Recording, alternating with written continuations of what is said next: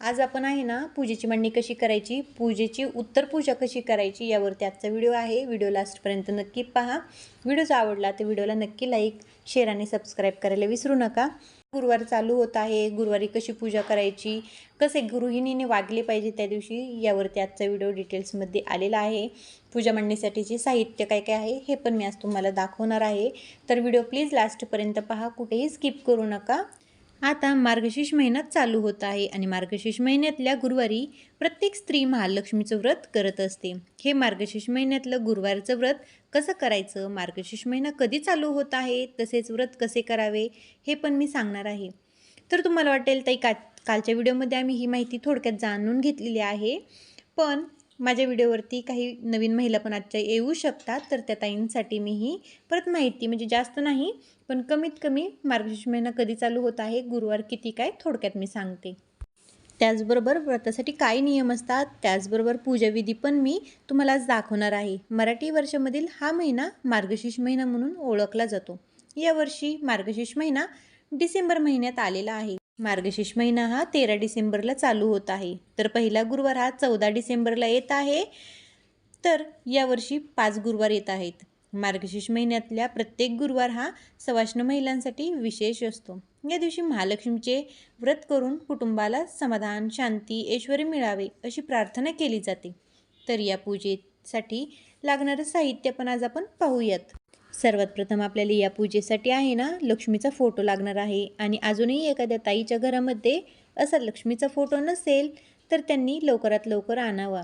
आणि फोटो आणताना एक गोष्ट लक्षात ठेवा, माता लक्ष्मी कमळामध्ये बसलेली असावी आणि माता लक्ष्मीच्या दोन्ही बाजूला गजांत लक्ष्मी असावी। त्याचबरोबर माता लक्ष्मीचे पाय उघडे नसावेत, या गोष्टीची दक्षता ठेवा फोटो आणताना। आणि कोणाकडे जर अगोदर उभी लक्ष्मी असेल तर त्यांनी तो फोटो चेंज करा। बसलेली माता लक्ष्मी आपल्या देवघरामध्ये पाहिजे नसते। यासाठी आपल्याला माता लक्ष्मीचे व्रताचे पुस्तक लागणार आहे, श्रीयंत्र। तर या पुस्तकामध्ये सुद्धा नियम दिलेले आहेत, तर हे वाचून सुद्धा तुम्ही लक्ष्मीचे व्रत करू शकताय। हळद कुंकू, नारळ, देवीचा मुखवटा असेल तर मुखवटा घ्या, नसेल तर फक्त नारळ जरी ठेवला तरीही चालेल। ओटीचे साहित्य घ्या, कलशात टाकण्यासाठी सुपारी, 1 रुपयाचे नाणे, हळदी कुंकू, अक्षता, गुळ खोबऱ्याचा नैवेद्य, दूध साखरेचा नैवेद्य, गणपती बाप्पा, लाल वस्त्र, फळे, अगरबत्ती, हार, फुले, विड्याची पाने, तांब्याचा तांब्या घ्यायचा भरून, एक चौरंग पाहिजे आहे। तर हे साहित्य लागणार आहे। तुम्हाला जर या दिवशी गजरा आणणं शक्य झालं तर तुम्ही गजरा आणा, वेणी आणणं शक्य झालं तर तुम्ही वेणी आणा। तुमच्याकडे जर चौरंग नसेल तर तुम्ही आहे ना पाटावरती सुद्धा याची मांडणी करू शकताय। चौरंगाच्या सभोवती रांगोळी काढून घ्यायची। ही पूजा आहे ना सकाळीच केली जाते, यामुळे घरामध्ये प्रसन्न वातावरण राहत असते।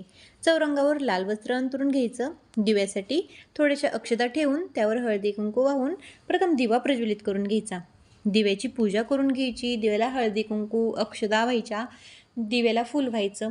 कारण कुठल्याही शुभ कार्याची सुरुवात करताना आहे ना प्रथम दिव्याला मान दिला जातो, प्रथम दिव्याची पूजा केली जाते। कारण जिथे आहे ना दिवा साक्षीला असतो ती सेवा कधीही खंडित पावत नाही, त्यामुळे आहे ना प्रथम दिव्याची पूजा करून घ्यायची। नंतर ना तामण घ्यायचं, तामणामध्ये गणपती बाप्पांची मूर्ती ठेवायची, गणपती बाप्पांना अभिषेक करून घ्यायचा। तुमच्याकडे अशी मूर्ती नसेल तर तुम्ही सुपारीवरती जरी अभिषेक केला तरीही चालेल।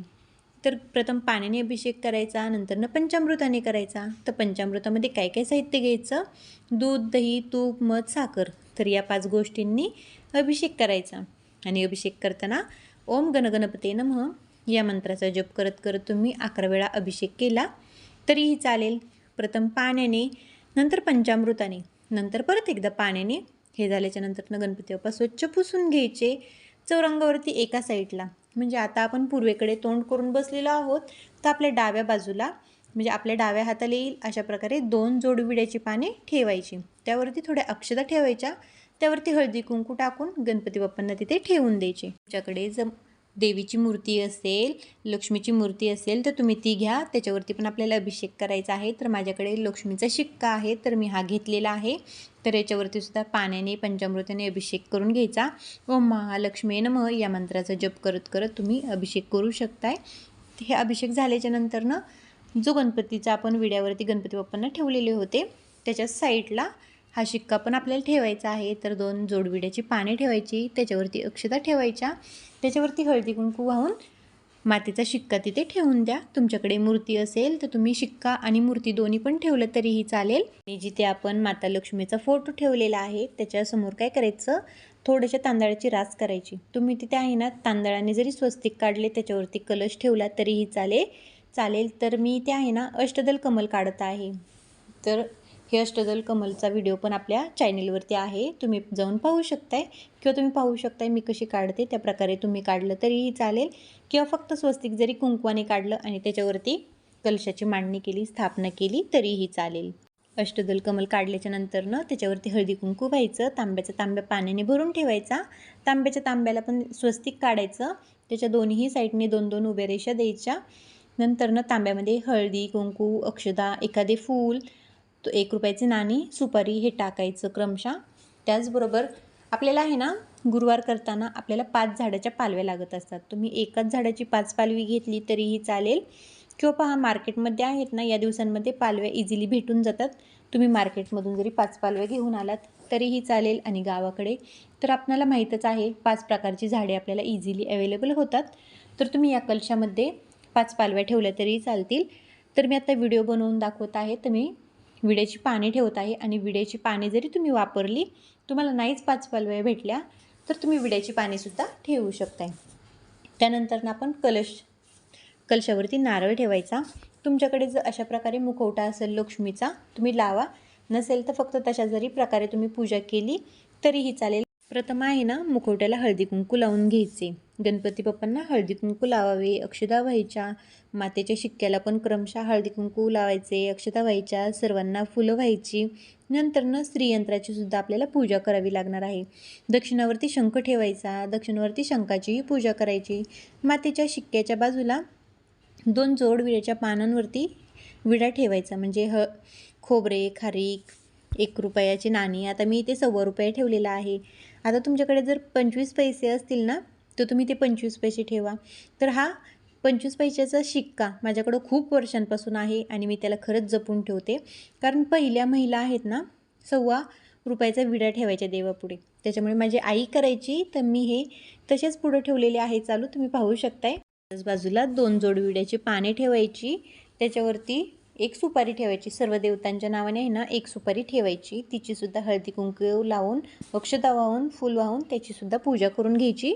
त्यानंतरनं महालक्ष्मी महात्म्य पूजा विधीचं पुस्तक आहे ना तर ते पण ठेवायचं. त्याचीही आपल्याला पूजा करून घ्यायची आहे. नंतरनं इतर अलंकारसुद्धा देवीला घालून घ्यायचे. शक्य झाले तर गजरा आणा, वेणी आणा. तुम्हाला या 5 गुरुवारांपैकी ज्या गुरुवारी शक्य होईल त्या गुरुवारी देवीची ओटी भरा. 5 प्रकारची फळं देवीच्या तिथे ठेवायची. या दिवशी चुकूनही कोणत्या व्यक्तीचा अपमान करायचा नाही. पूजा मांडणीच्या समोर रांगोळी काढायची. तुम्हाला शक्य होईल ना त्या टायमिंगला तुम्ही व्रतकथा वाचू शकताय. श्री महालक्ष्मी देवीला उद्देशून श्री इंद्रदेवाने आहे ना म्हटलेले महालक्ष्मी अष्टकम म्हणायची. आणि हे नमन अष्टकम म्हणण्यापूर्वी आहे ना देवीला संकल्प करायचा. तुमच्या मनातील इच्छा सांगायची. तुम्ही कशासाठी हे व्रत करताय हे देवीला सांगायचे. तुमच्या टायमिंगनुसार तुम्ही या पूजेची मांडणी केलेली आहे तर तुम्ही तुमच्या टायमिंगनुसार व्रतकथा पण वाचा.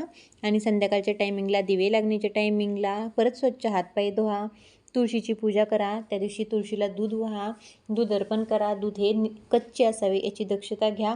त्याचबरोबर उंबऱ्याची पूजा करायची. सकाळी तर आपल्याला उंबऱ्याला हळदीचं लेपन करायचंच आहे, पण संध्याकाळच्या टायमिंगला परत एकदा उंबऱ्याची पूजा करायची. म्हणजे उदबत्ती वगैरे लावणे, हळदी कुंकू वाहणे, अशा प्रकारे तुम्ही उंबऱ्याची पूजा करू शकताय. तुळशीला तुपाचा दिवा लावायचा, उंबऱ्यावरती सुद्धा तुपाचा दिवा लावायचा. त्यानंतर घरात येऊन देवापाशी पण दिवा प्रज्वलित पाहिजे नाही. शक्य झाले तर कमीत कमी गुरुवारी तरी दिवसभर आपल्या देवापाशी दिवा प्रज्वलित ठेवा, उदबत्ती लावा. संध्याकाळी देवीला महानैवेद्य दाखवायचं. गाईला घास देण्यासाठी आहे ना एका प्लेटमध्ये घास काढून ठेवा. गाईच्या नावाने 1 घास म्हणजे 1 चपाती एक्स्ट्रा बनवा. तुम्हाला जर त्या दिवशी शक्य नाही झालं देणं तर दुसऱ्या दिवशी तुम्ही गाईला घास देऊ शकताय. गुरुवारची पूजा आहे ना तशीच ठेवायची. त्या दिवशी पूजेला हात लावायचा नसतो, म्हणजे उचलायची नसते. दुसऱ्या दिवशी आपण पूजा उचलली तरीही चालते. तर पूजा मांडणी कशी उचलायची, प्रथम दिवा प्रज्वलित करायचा. नाहीतर काय असतं महिलांचं, उठलं की पटपटपट सामान काढून घ्यायचं की झाली देवपूजा उचलून. तसं करायचं नाही. दिवा प्रज्वलित करायचा, उदबत्ती लावायची. प्रथम सर्व देवी देवतांना परत एकदा हळदी कुंकू लावून घ्यायचे. प्रार्थना करायची, हात जोडायचा, गुळ खोबऱ्याचा नैवेद्य दाखवायचा. नंतरनं एक एक साहित्य तुम्ही काढून ठेवू शकताय. जे साहित्य म्हणजे फुलं वगैरे जे आहेत ते निर्माल्यामध्ये टाकून द्या आणि बाकीचं देवाचं आपले जे साहित्य आहे, बाकीचे जे देव आहेत ते आपले जागच्या जागी ठेवून द्या. तर गुरुवारची पूजा ही अशी असते. थोडक्यात मी आणि पटपट आजचा व्हिडिओ बनवला का तर काल पण एक व्हिडिओ टाकलेला होता, त्याच्यामुळे तुम्ही पण बोर व्हायला नको. पण आजची माहिती पण महत्त्वाची होती, कारण आजची माहिती माझ्या बऱ्याचशा ताई आहेत ना, नवीन पण उपवास करणाऱ्या असतात. प्रत्येकीलाच ही माहिती नसते, त्यामुळे तुम्ही समजून घेत जा.